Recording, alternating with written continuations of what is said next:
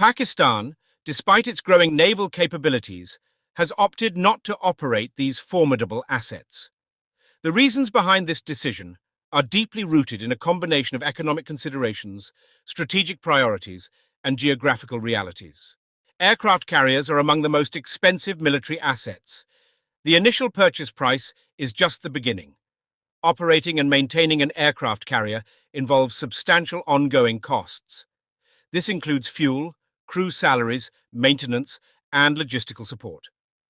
For Pakistan, a nation with a relatively constrained defense budget, these financial demands represent a significant burden. Investing in aircraft carriers would require diverting funds from other critical areas of defense and national security. Pakistan's economy, while growing, is still smaller compared to major naval powers. Allocating a large portion of the defense budget to the acquisition and maintenance of aircraft carriers could undermine other important defense needs. For a country facing multiple security challenges, including land-based threats, this allocation of resources might not be justifiable. Pakistan's military strategy has historically been oriented towards addressing land-based threats, particularly from neighboring India.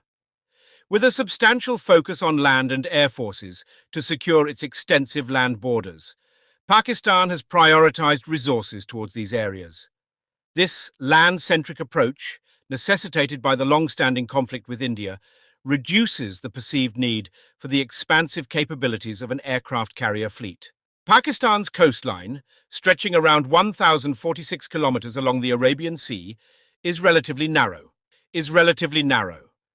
This geographical constraint limits the operational range and strategic value of aircraft carriers within Pakistan's maritime context.